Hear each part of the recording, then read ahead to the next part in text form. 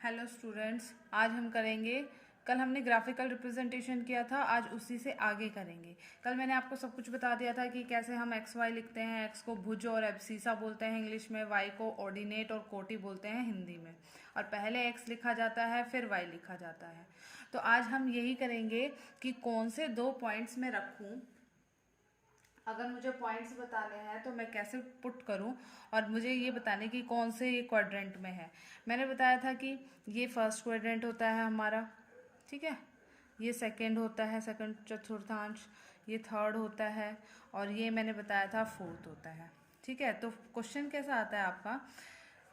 Questions आते हैं कि एक पॉइंट दे दिया गया है और आपको पूछा गया है कौन से चतुर्थांश में है, ठीक है। सबसे पहले हम पॉइंट इस ग्राफ पर कैसे बनाया जाता है, कहाँ आएगा, वो सीखेंगे, ठीक है। तो मैं कुछ पॉइंट्स लिख रही हूँ। जैसे पॉइंट लिख दिया मैंने।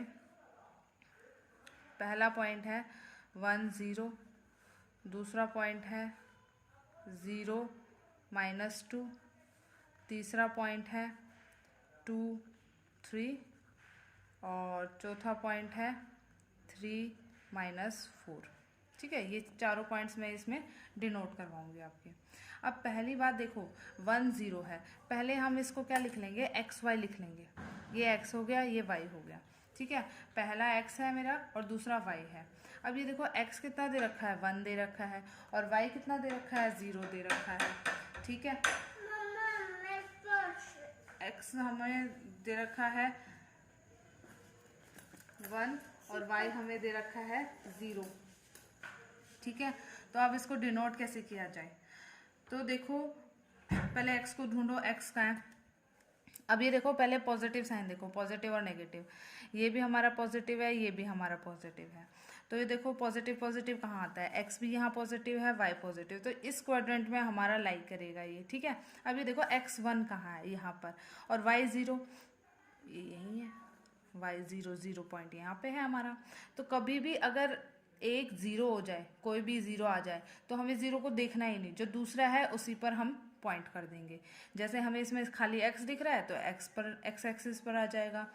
अब इसमें देखो, यहाँ पर एक्स वाई देखो, ये रहा, ये x है, ये y है।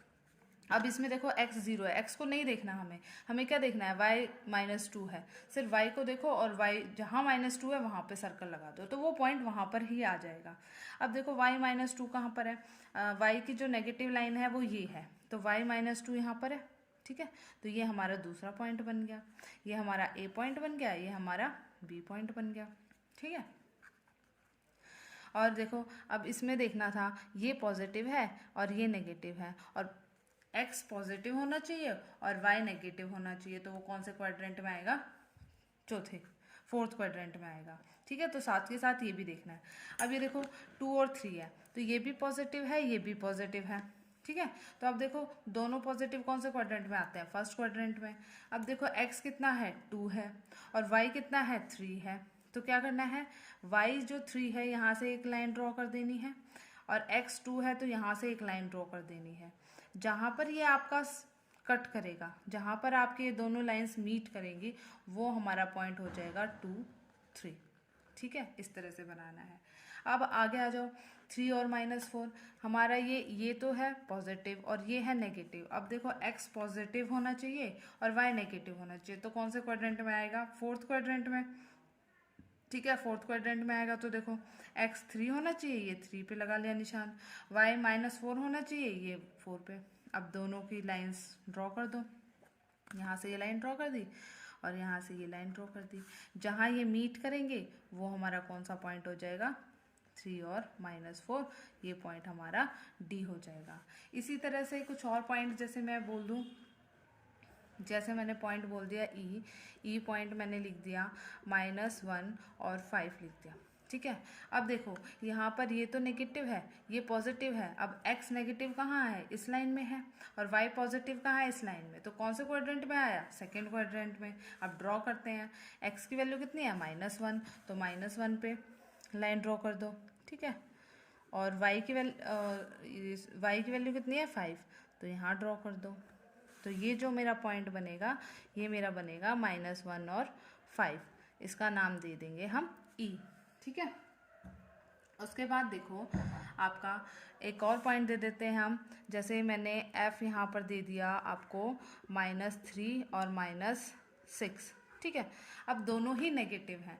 अब हमारे यहाँ पर क्या आ रहा है, ये भी नेगेटिव आ रहा है, ये भी नेगेटिव आ रहा है। तो अब देखो ये एक्स एक्स भी नेगेटिव है, वाई भी नेगेटिव है, तो ये कौन से क्वाड्रेंट में लाई करेगा, थर्ड क्वाड्रेंट में लाई करेगा। अब देखो x -3 कहाँ है, -3 ये रहा, तो यहाँ से हमने एक लाइन ड्रॉ कर ली। और y -6 का है, ये रहा, यहाँ से एक लाइन ड्रॉ कर ली।